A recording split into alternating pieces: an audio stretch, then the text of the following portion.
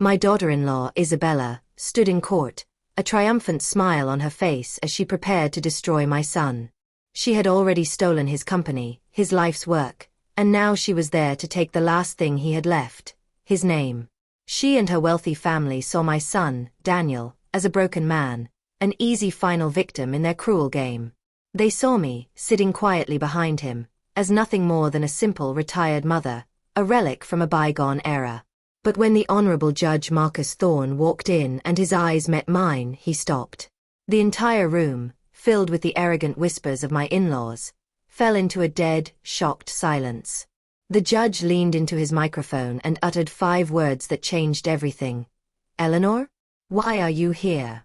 What secret could a quiet widow possibly hold that would make a veteran federal judge freeze in his tracks? What could be hidden in my past that would cause a family of corporate predators to look at each other in pure, unadulterated panic? You are about to find out." Before we delve into the heart of this storm, if you believe that truth will always find its light and that justice is worth fighting for, please take a moment to like this video and subscribe to Ken's story.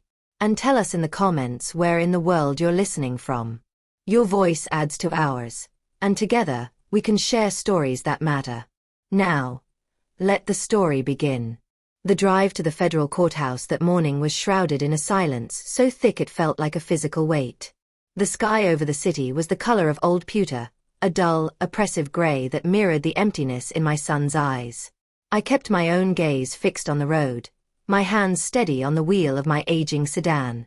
On the surface, I was a placid lake, but deep beneath, a glacier was moving, a cold, relentless force of nature, awakened from a long slumber. Daniel sat beside me, a ghost haunting the edges of my vision. He was once a supernova of energy and intellect. I remember him as a boy, explaining the beauty of binary code as if it were poetry. I remember him as a young man, his eyes dancing with the fire of algorithms that would one day build an empire. Now that fire was gone, leaving behind only cold embers. His gaze was fixed on the blur of the world outside, but I knew he wasn't seeing any of it. He was lost in the wreckage of a life meticulously dismantled by the woman he had promised to love forever. Between us, on the worn leather of the passenger seat, rested my old briefcase. It was the only other passenger in the car, and in many ways, the most important one. To an outsider, it was an unremarkable object, scuffed at the corners, its clasps dulled with age. It looked like something a small-town accountant might carry. But inside, it didn't hold memories or sentimental trinkets. It held facts. It held the cold, hard, irrefutable language of numbers and transactions, a story told not in words, but in ledgers, encrypted files, and hidden paper trails. It held the truth, distilled into its purest, most damning form. A truth I had spent weeks unearthing from the digital shadows where they thought it was safely buried. I didn't offer Daniel empty words of comfort. Phrases like, "everything will be okay," were meaningless insults to the depth of his pain. My silence was my promise. He didn't have to be strong right now. I would be strong enough for both of us.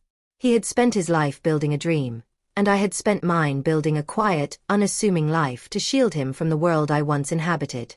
Now, to save his dream, I had to tear down that shield and unleash the woman I had locked away for 20 years. As the imposing structure of the courthouse loomed into view, a monument of stone and glass that felt less like a house of justice and more like a coliseum, I took a slow, deep breath. The silence was over. It was time for the storm to break.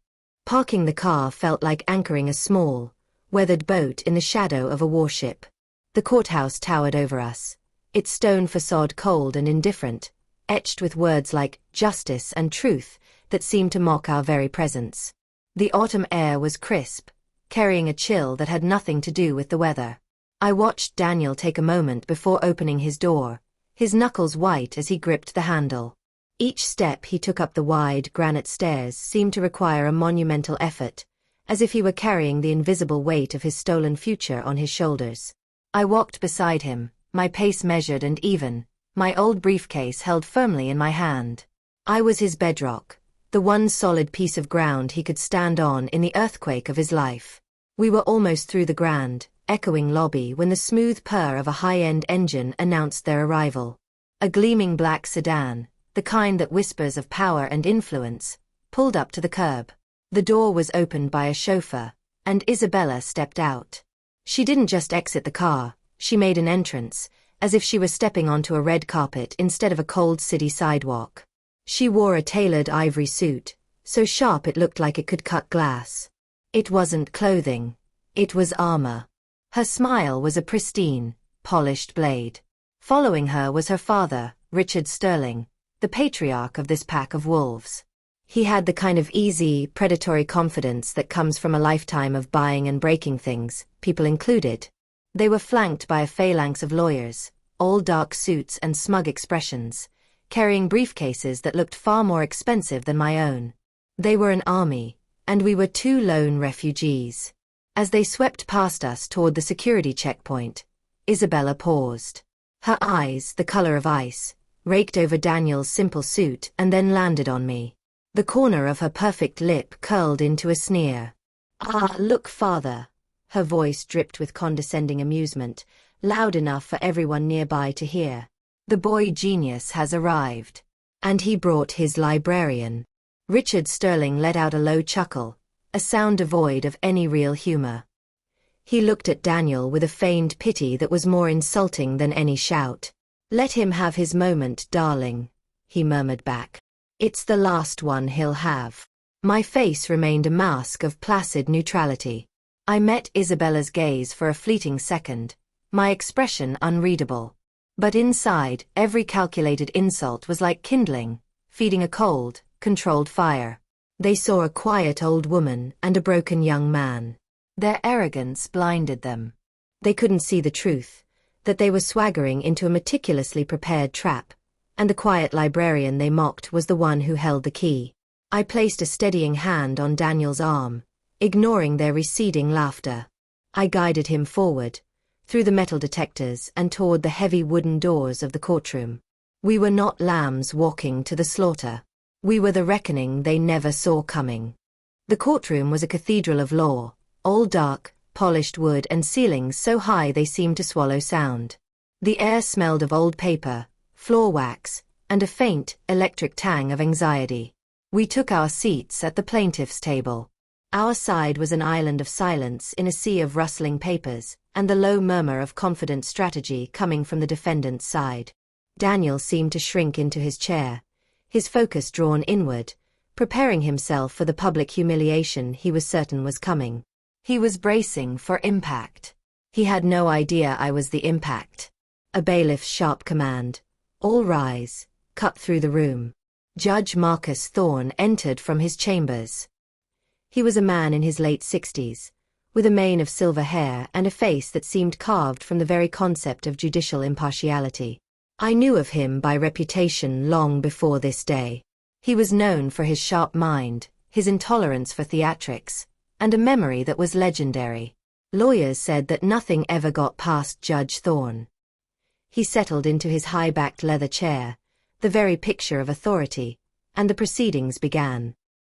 He started with the usual formalities, his voice a measured, monotone drone as he stated the case number and the names of the parties involved.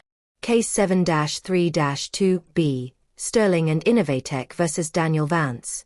His eyes scanned the room, a standard practice to acknowledge the counsel present. His gaze swept over the polished shoes and expensive suits of Isabella's legal team, across the smug faces of Isabella and Richard Sterling, then over my son's bowed head. And then, his gaze fell upon me.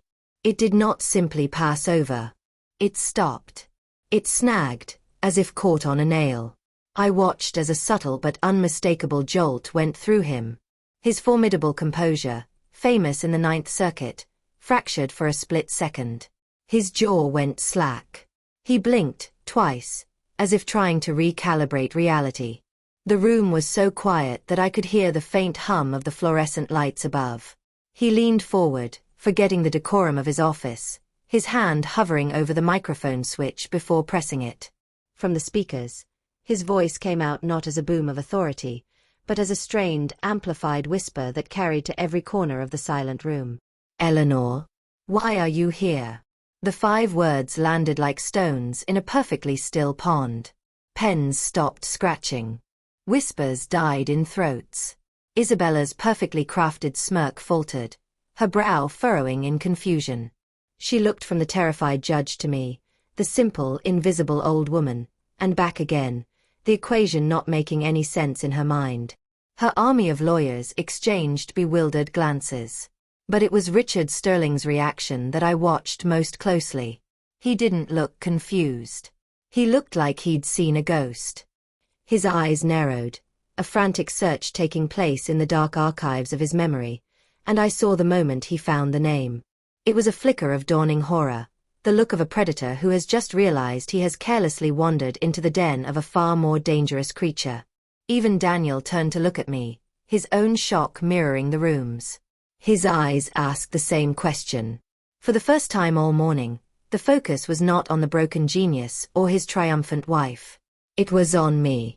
The game had not just changed. The entire board had been flipped over, and no one but the judge and I understood why. The question hung in the air, unanswered, thick with the weight of a past I had long since buried. To understand the weight of that silence in the courtroom, you have to understand the quiet life I so carefully constructed to escape such moments. My world wasn't always the scent of baking bread and the gentle rustle of turning pages in our small, suburban home. It was once a place of shadows and secrets, a world I buried long ago for the sake of the boy who was now a broken man beside me. Daniel. My Daniel was born with a mind that hummed with a different kind of electricity. While other children played with blocks, he was taking apart our old radio and putting it back together, perfectly. My late husband, James, a kind-hearted English professor, used to watch him with awe. He doesn't think in words, he'd say with a smile. He thinks in circuits and code.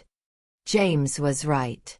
When we brought home our first bulky desktop computer, it was as if Daniel had finally found his native language. The rhythmic click-clack of the keyboard became the new lullaby in our home. When James passed away from a sudden illness, the world tilted on its axis. In the quiet grief that followed, I held my 10-year-old son and made a choice. 4 years, my life had been a tightrope walk.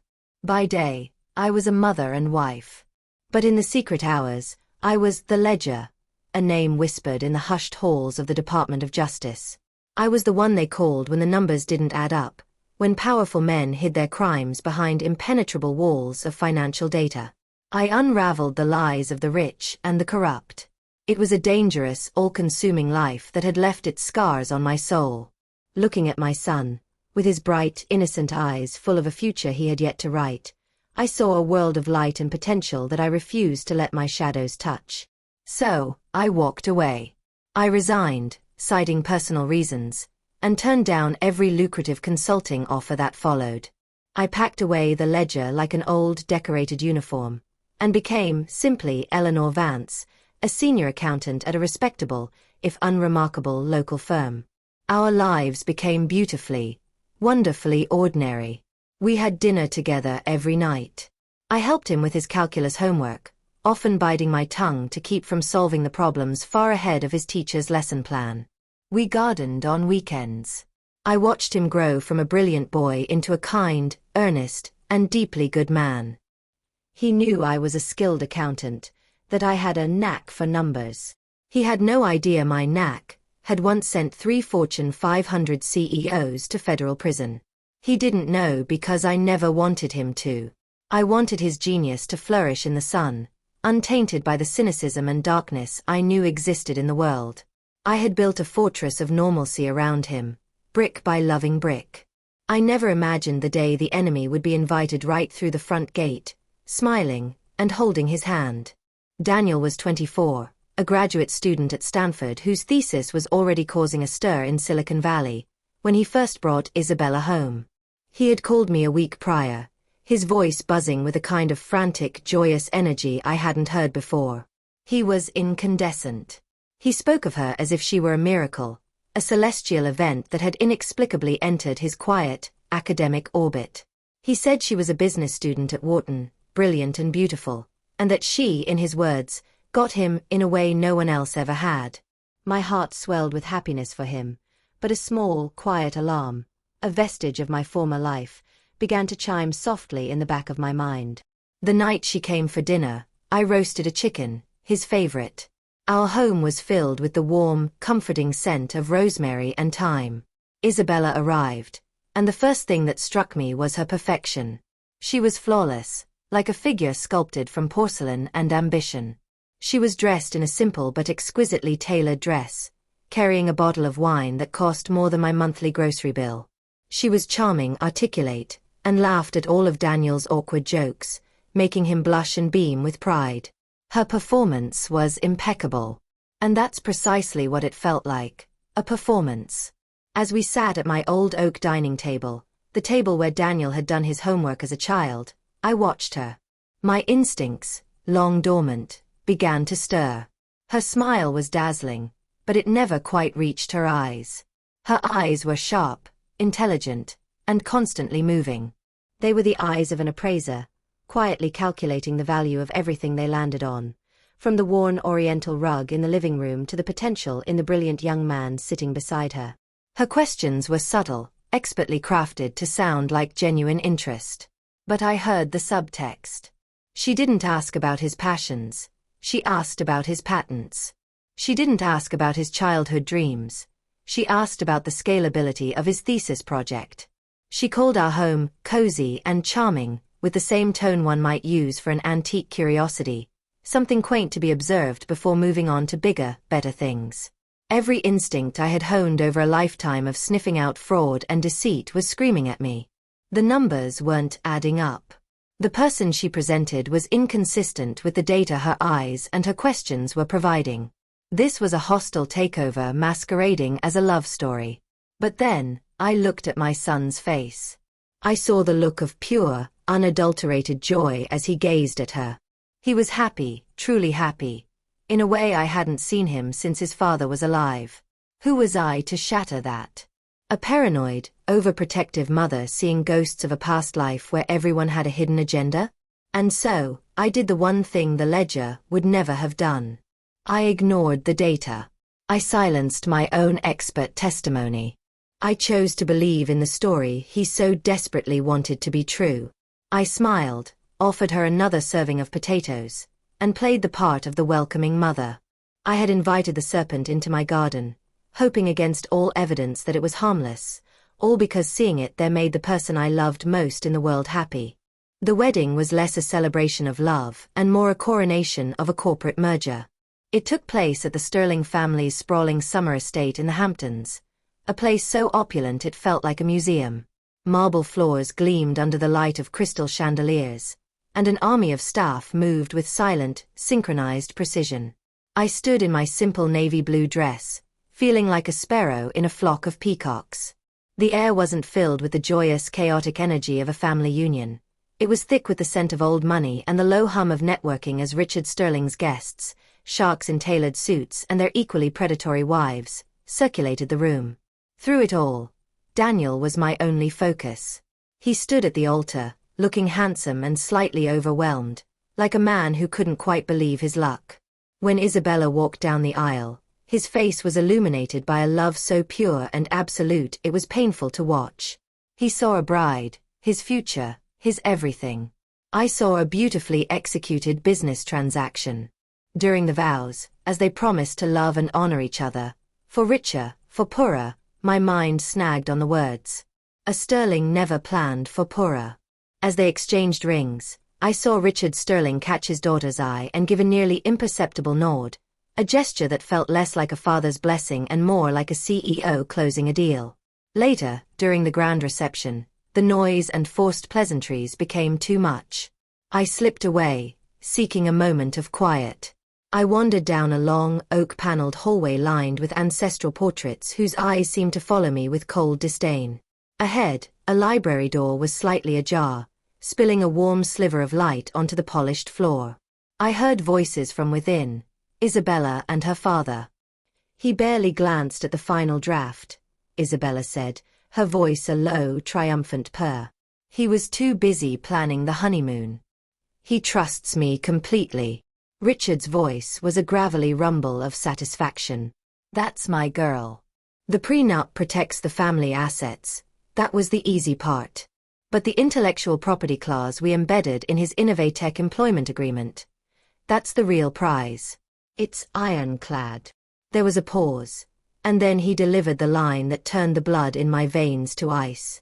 He's the golden goose, darling. Our job is to own the nest, the farm, and every single golden egg he ever lays. I stood frozen in the hallway, the champagne flute in my hand feeling impossibly heavy. It wasn't just a bad feeling anymore. This wasn't simple opportunism. This was a premeditated, calculated theft of my son's mind, his future, his very soul, planned and sealed before he even said, "I do." My first instinct was to storm into that room, to throw the truth like a grenade at their feet. But then I thought of Daniel, out on the terrace, laughing, his heart so full. To do so would be to detonate his world on the happiest day of his life. No. That would be their kind of cruelty, not mine. My war would be a cold one. I took a steadying breath, smoothed down my dress, and composed my face into a pleasant maternal smile. My role had just been defined. I was no longer just the mother of the groom. I was a deep-cover agent in my own son's life, gathering intelligence for a war I now knew was inevitable. I walked back into the dazzling light of the reception and, when the time came for toasts, I raised my glass to the happy couple, my heart a cold, heavy stone in my chest. I was toasting to a beautiful, devastating lie. Every great Silicon Valley myth begins in a garage. Innovatech, at least on the surface, was no different. Our garage, once a quiet repository for garden tools and old memories, was transformed into the nerve center of a technological revolution. The smell of cut grass was replaced by the ozone hum of overworked servers and the scent of stale coffee. For the next 2 years, I watched my son build the future from the ground up. Daniel was alive in that world. He was an artist in a realm of ones and zeros, spending 18-hour days before his monitors, not just writing code, but breathing it. He was creating what he called Nexus, an artificial intelligence platform that could streamline global logistics in a way no one had ever conceived. When he'd try to explain it to me, his eyes would shine with the fervor of an explorer who had just glimpsed a new world. He was so immersed in the beauty of his creation, in the purity of the mathematics, that he didn't see the web being woven around him. While Daniel was the company's creative heart, Isabella was its brilliant, calculating brain and charming public face. She built a dazzling corporate palace around his workshop. She secured venture capital with ease, captivating investors with sharp presentations and a bold vision. She made the covers of business magazines, hailed as a new tech visionary. But I could see what others couldn't. Every brick she laid was sourced from her father's quarries. Every contract, every strategic partnership, every key hire seemed to have a trail leading back to the Sterling Empire. My role in all of this was the supportive mother-in-law. I'd bring them homemade lasagna on nights they worked late. They saw me as a harmless domestic element, smiling at the complexities of their tech world, understanding none of it. It was the perfect cover. Occasionally, under the guise of helping to tidy up, I'd glance at their early books. And that's where I saw it. It was masterful work. Nothing overtly illegal, not yet. But I saw the patterns. Inflated invoices from hardware vendors that, with a little digging, I found were Sterling-owned subsidiaries. Exorbitant consulting fees paid to boutique firms registered to Richard's known associates. It was an elegant, intricate web of financial channels designed to slowly siphon value away from the core innovation and into the Sterling portfolio. I knew I couldn't say anything. Daniel wouldn't have believed me. He would have accused me of being jealous or distrustful of his wife. My word against the proof of their success. So, I began my own ledger. In a simple password-protected file on my old home computer, I started to document every discrepancy, every suspicious transfer, every overvalued asset. I took screenshots. I downloaded statements. I became the silent, unseen auditor of my own son's grand betrayal. He would emerge from the garage, eyes bright with a new breakthrough, explaining to me a future he was building for everyone. And I would nod and smile, my heart breaking, because I was the only one who could see the wrecking ball, poised and waiting, just out of his sight. The tipping point didn't come as a thundering storm, but as the cold, quiet click of a trapdoor springing shut. It happened 3 years after their wedding. Nexus had become a marvel, a tech unicorn, adored by Wall Street and feared by competitors. They had just secured an exclusive contract with the world's largest logistics conglomerate, a deal that sent Innovatech's valuation into the billions. It should have been the greatest day of Daniel's life. He was called into a board meeting that morning, expecting champagne and pats on the back. Instead, he walked into a frigid, silent conference room on the top floor. Isabella sat at the head of the table, not beside him as a partner, but across from him as an adversary. At her side was her father, Richard, and a board composed entirely of sterling loyalists. Daniel told me later, his voice ragged with disbelief, how Isabella calmly began the meeting. There was no anger, no emotion. She spoke in the cool, clipped language of the corporate world.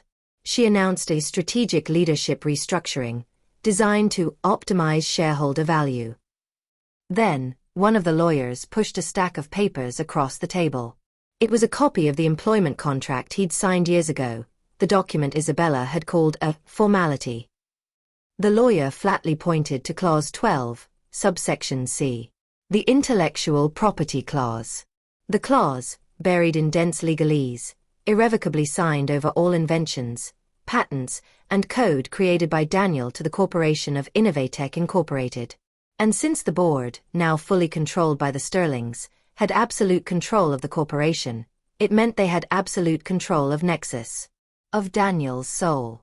As part of this new strategic direction, Isabella stated, her eyes as cold as polished stones, the position of Chief Innovation Officer has been made redundant. Redundant. They had made my billion-dollar son redundant. He said he just stared at her, trying to find the woman he married behind that cold, corporate mask. He looked for a flicker of doubt, of regret, of anything. He found nothing. He had been downsized from his company, streamlined out of his own dream, by his own wife. My phone rang that afternoon. Daniel's voice was a raw, ragged thing, the sound of a man whose world had evaporated beneath his feet. "They voted me out, Mom," he whispered. "Isabella, she led it. She said I was redundant." I felt no shock. Only a deep, seismic sadness, followed by a cold, clarifying rage. I didn't say, "I told you so." A broken heart doesn't need salt.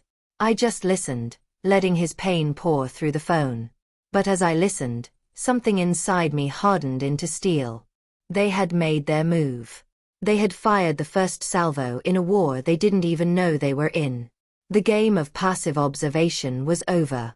The time had come to open my old briefcase and remind them what happens when you try to cook the books on Eleanor Vance. The word redundant hung in the air long after I hung up the phone. It was a word designed to erase a person's value, to turn a human being into a zero on a balance sheet. To the Sterlings, it was business. To Daniel, it was the execution of his soul. The next day, the betrayal became tangible and brutal. Daniel, still in a state of shock, drove to the Innovatech headquarters, the gleaming tower of glass and steel that his dream had built. He must have half hoped it was all a terrible nightmare. The reality was crueler. His access card, which once opened every door, was now inert. A small red light blinked its impersonal denial. A security guard, a man who greeted him by name every morning, now stood in his path, his eyes full of awkward pity, and said, "I'm sorry, Mr. Vance. I have my orders." He was locked out of his own kingdom. By noon, the humiliation was made public. Innovatech issued a cold, corporate press release. It announced the departure of Daniel Vance to pursue other opportunities. They thanked him for his early contributions, and wished him well in his future endeavors. They wrote an epitaph for a living man's career, burying him under polite formalities. The final blow came when he went home, to the stunning modern house he and Isabella had designed together. His key wouldn't turn in the lock. The tumblers had been changed. As he stood there, stunned, a courier pulled up. The man handed him a thick envelope. It wasn't a letter of apology. It was a petition for divorce. The documents inside were demanding, efficient, and cold, claiming he was the cause of irreparable damage to the marriage. And on the porch, near the front door, were several cardboard boxes. His clothes, his books, a few photos. His entire life with her had been sorted, boxed, and discarded like trash.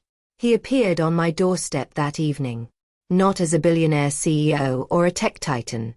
He came as a shipwreck of a man, washed up on a strange shore, with the vacant stare of someone who has lost everything.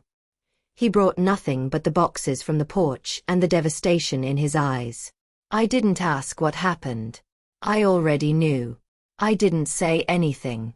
I just opened the door wider and let him in. I led him to his old bedroom, still the same as when he'd left for college. I made him tea, the same kind I used to make him when he was a sick child. He didn't speak. He just sat on the edge of his bed and stared at the wall. That night, I stood in his doorway, watching him sleep fitfully. He looked like the 10-year-old boy I had sworn to protect from the shadows of the world. I had failed to stop the monster from getting in. But I would be the one who made damn sure it never got out alive. The Sterlings had taken his company, his home, and his heart. Now it was my turn. I was going to take everything else. The morning light that filtered into my kitchen the next day felt like an intrusion, too bright and cheerful for the gloom that had settled in my house. I found Daniel at the kitchen table, staring into a cold cup of coffee. The shock had worn off overnight, replaced by something far heavier, the crushing weight of despair. For the first time, he spoke about what had happened, his voice brittle and hollow. "It's all gone, Mom," he said, not looking at me. "Everything. The code, the company, the patents. It's all just, theirs now. They have armies of lawyers. Richard's connections run so deep. There's nothing I can do. It's over." I let his words hang in the quiet air, a testament to the brutal efficiency of the Sterling's betrayal. I poured myself a cup of coffee and sat down across from him, my movements calm and deliberate.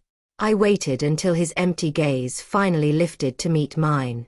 "They took the company," I said, my voice soft but firm, leaving no room for argument. "They did not take the mind that built it. You created Nexus from nothing but an idea and your own brilliance. That is not gone. They stole a building, Daniel, not the architect." He shook his head, a bitter, humorless smile touching his lips. "What's the difference? I can't fight them. It's hopeless." "You're right," I conceded, and saw the last flicker of hope die in his eyes. I didn't let it stay dead for long. "You can't fight them the way you know how. This is no longer a battle of code or innovation.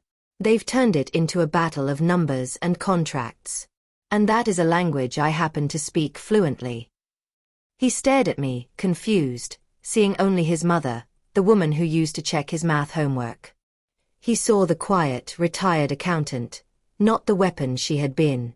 I reached across the table and placed my hand over his. It was cold. "Your father and I began, my voice even. "We built a life for you where you would be safe, where your mind could be free to create without fear. I shielded you from a world I knew all too well. A world of greed, of powerful people who believe the rules don't apply to them." I squeezed his hand. "They have made a grave error, Daniel. They have brought that world to my doorstep. And they have hurt my son." I stood up and took his empty mug. "I am not going to let them get away with this," I said, my back to him as I stood at the sink. "I promise you that. We are going to fight them, and we are going to win." I could feel his stare on my back. After a long moment, he asked the question that hung between us, his voice barely a whisper. "How?" I turned back to face him, offering a small, sad, but determined smile. "You let me worry about that," I said. "They think their only opponent is a broken software engineer. They have no idea they've just declared war on his mother." True to my word, I let Daniel have his space that day. He retreated into the quiet grief of his old bedroom, and I left him be. My work was not for his eyes. My work began, as it always had, in silence and solitude. In the back of the linen closet in the hallway, behind the neatly folded sheets and spare blankets, is a section of wall that appears unremarkable. But if you press the third screw on the upper left corner of the baseboard, a magnetic latch releases, and the wall swings inward, revealing a steep, narrow staircase. Daniel doesn't know it exists. It leads down to my real office. The room is cold, functional, and Spartan. There is no cozy armchair or pictures of family. There is only a single steel desk, a high-backed ergonomic chair, and an array of technology that would look out of place in the rest of my home. 3 large monitors sit dark and silent. A custom-built computer tower, its case a simple, unmarked black box, rests on the concrete floor. This was not the setup of a suburban accountant. This was the command center of a digital ghost. I sat down, the familiar feel of the worn chair a comfort. I powered on the system. The whir of the cooling fans was a sound I hadn't heard in a decade, but it felt like coming home. The login screen appeared, a blank black void asking for a 64-character alphanumeric passphrase. My fingers found the keys, typing out the complex sequence from pure muscle memory. The desktop bloomed to life, a clean, encrypted interface with only a few specialized programs. It was like slipping into an old, familiar skin. The fog of my quiet retirement burned away, replaced by the sharp, crystalline clarity of the hunt.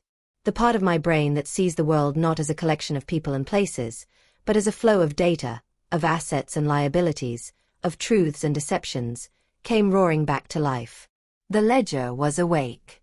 My first step was to open a secure messaging client, a piece of software that makes modern encrypted apps look like postcards. I sent a message to a single contact, one I hadn't reached out to in years. The message was simple. Marcus. The ledger needs a locksmith.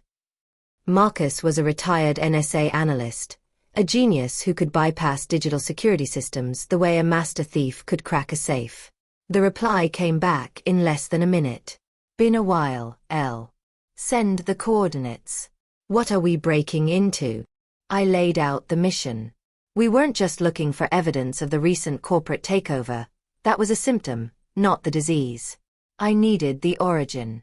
I was hunting for the architectural blueprint of their entire conspiracy, the very first digital thread that, when pulled, would unravel everything. I needed to prove that the fraud wasn't a crime of opportunity. It was the business plan from the very beginning. The house was silent. My son was sleeping down the hall, unaware that in the hidden room below, his quiet, unassuming mother had just declared a covert, digital war on one of the most powerful families on the East Coast. The ledger was back in session. Marcus was as good as his word. Within a few hours, a secure, untraceable connection flickered to life on my central monitor. A digital backdoor into the vast, labyrinthine financial empire of Sterling Equity and its subsidiary, Innovatech, had creaked open. What followed was a data flood. It was like trying to drink from a fire hose. Years of server logs, accounting databases, internal emails, and transaction histories poured into my encrypted hard drives. To an untrained eye, it was a meaningless ocean of numbers and text. To me, it was the crime scene. For the next 3 weeks, my basement became a digital archaeological dig. My life fell into a simple monastic rhythm. Wake, brew coffee, descend the stairs, and hunt. Marcus was my advanced scout. His job was to bypass the state-of-the-art security, disable the digital alarms, and deliver the raw data from their deepest vaults. My job was to walk through the chaos he created and find the story. And a story began to emerge. I started where they were most arrogant. The vendor payments. Innovatech was supposedly spending hundreds of millions on custom servers and hardware. The payments were all there, approved by Isabella. But I didn't stop at the invoices. I traced the wire transfers. They didn't lead to hardware suppliers in Asia or server farms in Virginia. They led, through a dizzying series of relays, to a post office box in the Cayman Islands, to a shell corporation named Sterling Digital Assets, LLC. Then another in Panama, Nexus Consulting Group. They weren't buying hardware, They were paying themselves, burying the theft under the guise of legitimate business expenses. I mapped out the web. They had established over a dozen of these ghost companies. They were paying themselves millions in consulting fees for services never rendered and licensing fees for software they already owned. It was a masterclass in corporate fraud, elegant in its complexity, shameless in its execution. They were laundering my son's genius, rinsing the brilliance out of it and leaving only the clean, untraceable profit in their own offshore accounts. With every new thread I pulled, my sorrow for Daniel deepened, and my fury at the Sterlings solidified into something diamond-hard and sharp. This wasn't just greed. It was a profound, almost sociopathic disrespect for the very idea of creation. They were not builders. They were locusts, consuming a bountiful field and leaving a wasteland behind. They hadn't just stolen from my son. They had hollowed him out, using his trust as their primary tool and his passion as their fuel. By the end of the third week, the web was almost fully mapped. I could see the shape of their greed, the architecture of their lies. I had enough evidence to trigger a massive federal investigation. But a government case could take years. I needed something more. I needed something surgically precise, a single document that would not just prove the crime, but prove the intent behind it from the very beginning. The structure was there. Now I just needed to find the architect's signature. I needed the smoking gun. A map of a crime is not the same as a confession. I had meticulously charted the flow of stolen money, the ghost companies, the entire fraudulent structure. I could prove the what, but I needed to prove the why. I needed to prove intent, premeditation. Without it, the Sterlings' lawyers could argue it was aggressive business tactics, a partnership gone sour. I needed to show the court that the rot was in the foundation from the very beginning. My mind went back to that gilded hallway in the Hamptons, to Richard Sterling's voice, thick with satisfaction. He's the golden goose, darling. The plan was in place before the ink on the marriage certificate was even dry. That's where I would find my proof. Marcus, I messaged, I need you to change targets. I want Richard Sterling's private server. I'm looking for all communication between him and Isabella, 6 months prior to the wedding date. The reply was almost instantaneous. That's not a corporate server. That's his personal digital fortress. It's a whole different level of difficulty and risk. I know, I sent back. That's why I called you. For 2 days, there was only silence from his end. I sat in my basement, watching a diagnostic program crawl across a screen, each percentage point a small victory in a silent, invisible war. I cross-referenced the financial data I already had, building timelines, preparing my case, but my entire strategy hinged on what Marcus might find. On the third day, a message finally blinked onto my screen. The Eagle has landed. System diagnostics show a maintenance reboot in 20 minutes. That's your window. After that, my tracks will be wiped. Go. My heart hammered against my ribs. 20 minutes. I dove into the file structure of Richard's server. It was immaculate, organized with obsessive precision. I didn't have time to browse. I went straight to the system's backed-up email archives, specifically targeting his deleted items folder from 3 years ago. Arrogant men believe that when they delete something, it is gone forever. They forget that the digital world always keeps receipts. I filtered by sender and recipient, set the date range, and there it was. An email thread. My breath caught in my throat. The subject line read, "The Vance Asset, Final Strategy." It was dated 1 week before their wedding day. I opened it. My eyes scanned the text, and the cold fury I had been nursing for weeks turned into a solid, heavy certainty. It was a step-by-step blueprint for the complete moral and financial destruction of my son. Isabella, it began, attached is the finalized plan for the asset acquisition. I trust you've reviewed the key performance indicators. Phase 1. The marriage. This is the social engineering component. Solidify the personal connection. Absolute trust is paramount. Phase 2. The contracts. Embed the IP transfer clauses into the initial corporate structuring. He's an idealist. He won't scrutinize the legalese. Phase 3. The acquisition. Once the asset nexus is mature and commercially viable, we leverage the clauses to assume full, unencumbered control. The final paragraph made me physically ill. This is a long-term play to acquire a billion-dollar mind for the price of a wedding ring. Do not let sentimentality cloud your judgment. He is not your husband, Isabella. He is the most valuable asset we will ever acquire. I didn't feel a surge of triumph. I felt a profound, hollow sadness. I saved the file, encrypted it, and uploaded it to my own secure server just as Marcus's connection vanished without a trace. I leaned back in my chair in the silent, cold basement. The hunt was over. I had the confession. I had the architect's signature. I had the smoking gun. And now, all that was left was to decide when and where to fire the shot. Judge Thorne's question, "Eleanor? Why are you here?" hung in the stunned silence of the courtroom. Every eye was on me. I rose slowly to my feet, the worn leather of my briefcase a familiar weight in my hand.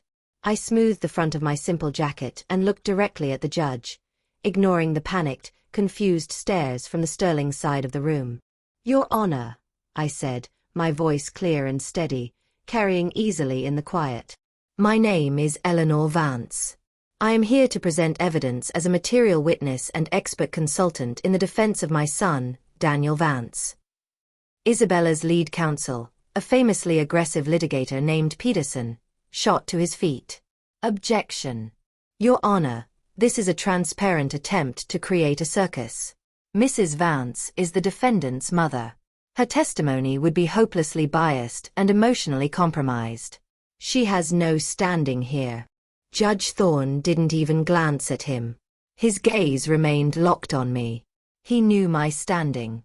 He knew it from a legendary insider trading case 20 years ago where my testimony had dismantled a dynasty far more powerful than the Sterlings. He picked up his gavel not to bang it, but to tap it once, softly, a sound like a single final heartbeat. "Counselor Peterson," the judge said, his voice dangerously low. "In my courtroom, the truth has standing, no matter who it comes from. If Eleanor Vance says she has material evidence, I suggest you sit down, be quiet, and listen." His tone made it clear this was not a suggestion. It was an order.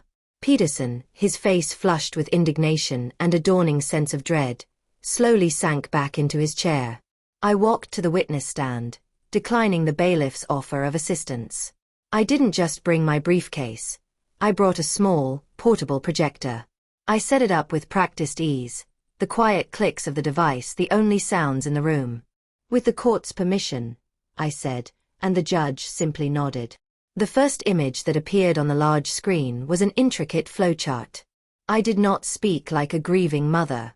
I spoke like the auditor I was, delivering a final, damning report. For the past several weeks, I have conducted a forensic audit of Innovatech and its parent company, Sterling Equity. What I found was not a business, Your Honor. It was a conspiracy. For the next hour, I walked them through it all. I showed them the ghost companies in the Cayman Islands.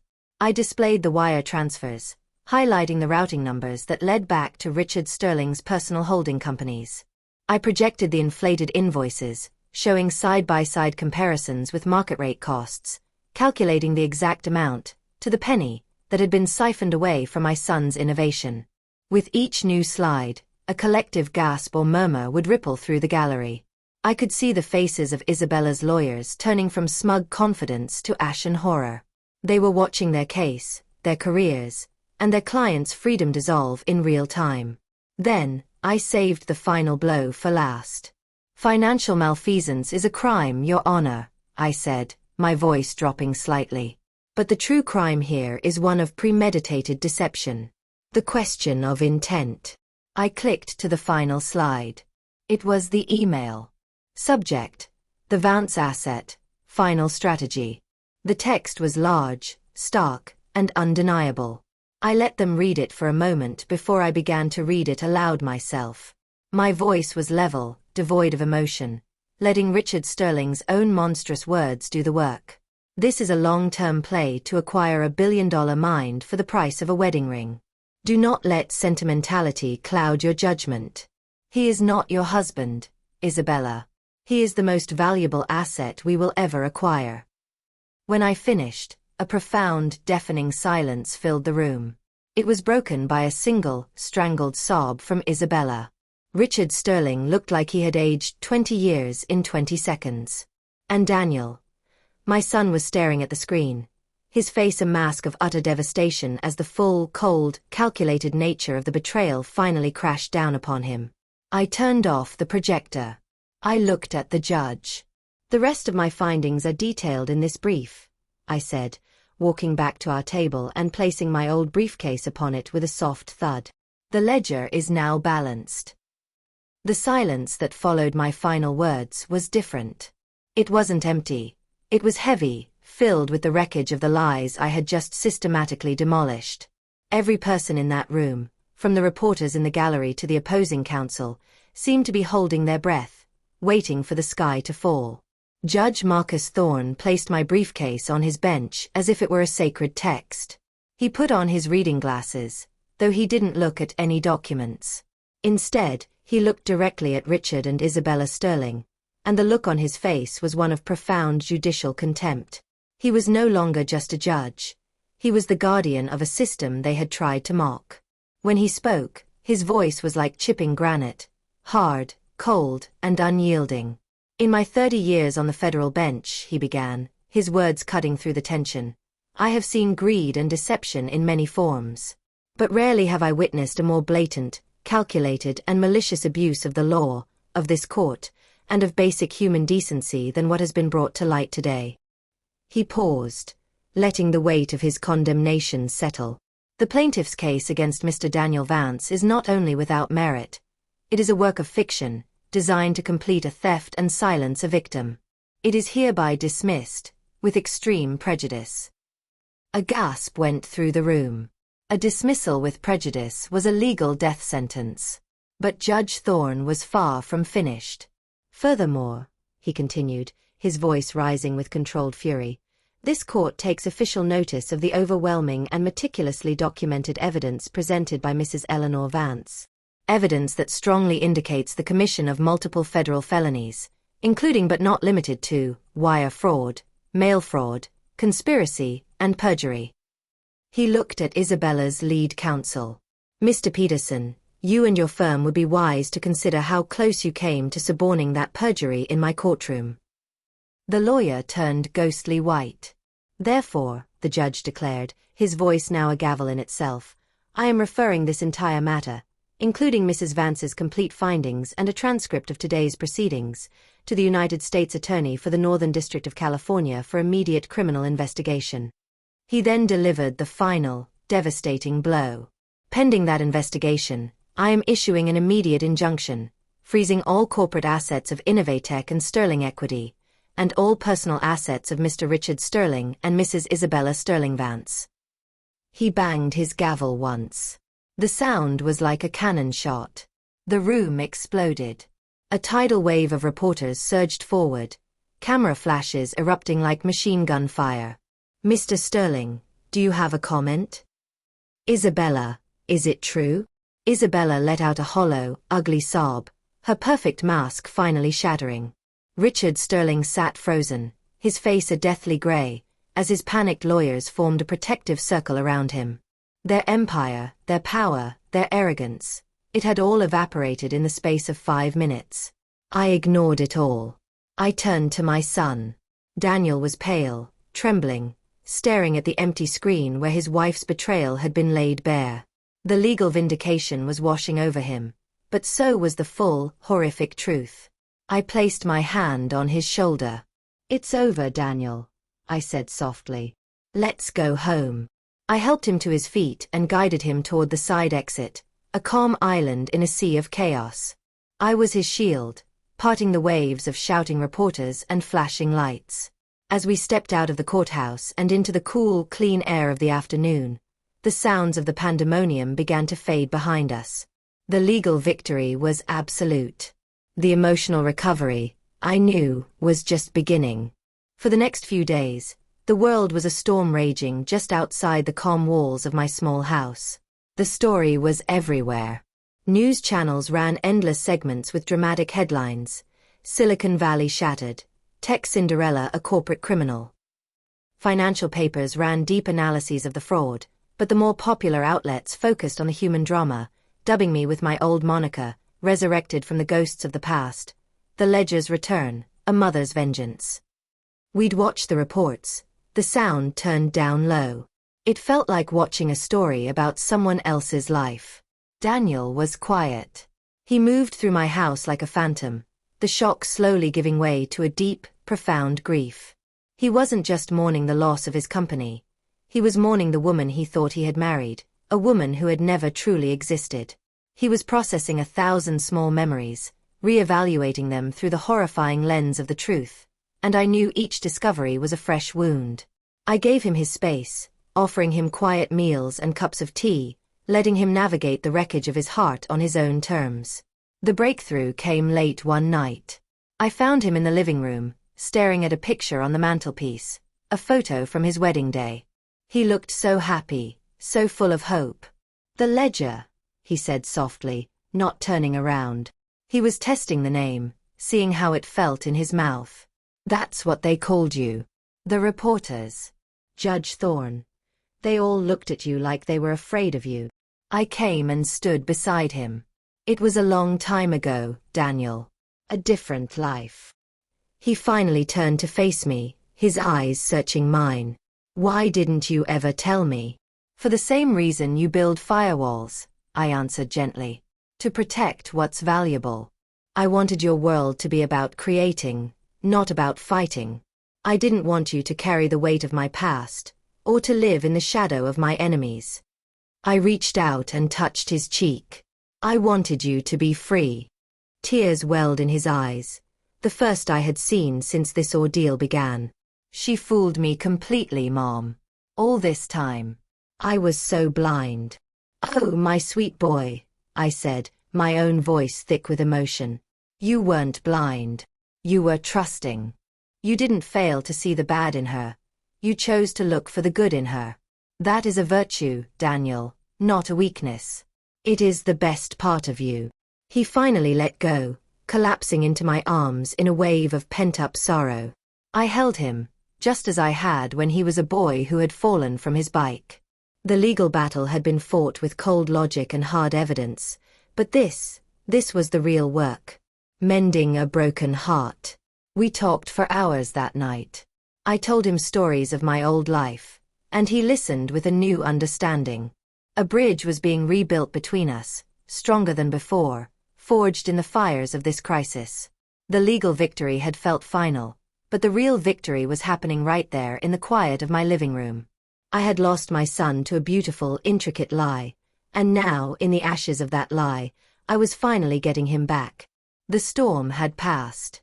The ground was soaked and the branches were broken, but for the first time in a very long time, we could see the sun. A year has passed since the day the gavel fell. The chill of that long legal winter has finally given way to a gentle spring, both in the world outside and within the walls of my home. The wheels of federal justice, though they turn slowly, grind exceedingly fine. Richard Sterling, convicted on multiple counts of fraud and conspiracy, will spend the next 15 years in a place where his influence and money mean nothing. Isabella, for her role in the scheme, received a 7-year sentence. Their names, once fixtures in the society pages, are now just cautionary tales whispered in boardrooms. The courts eventually untangled the financial wreckage and returned Innovatech, or what was left of it, to Daniel. He inherited a kingdom scarred by its previous rulers, its reputation tarnished. But my son is a builder, not a scavenger. He didn't just want to repair what was broken. He wanted to create something new, something better. He renamed the company. He calls it Legacy Innovations. It's a name that honors both the enduring power of his own creations and, he tells me, the quiet, hidden legacy of his mother. He spent months restructuring, not just the code but the culture. He built a company founded not just on brilliant algorithms, but on a simple, unbreakable principle: integrity.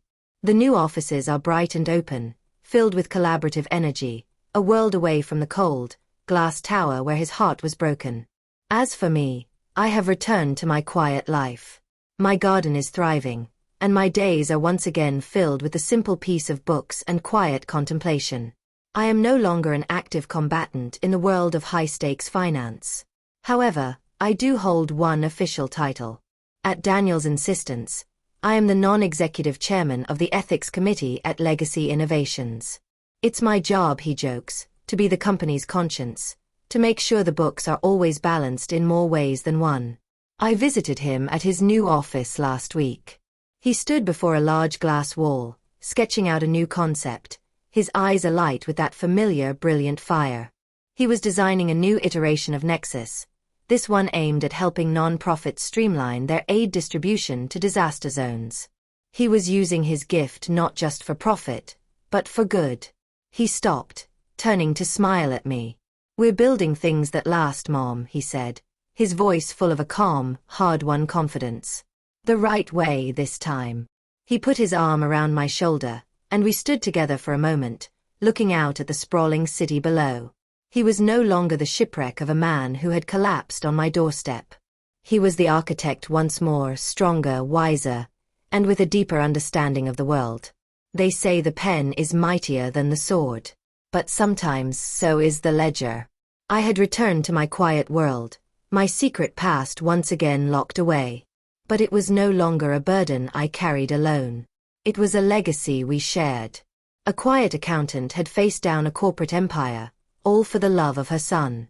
And in the end, I knew with absolute certainty, that was the only number that ever truly mattered.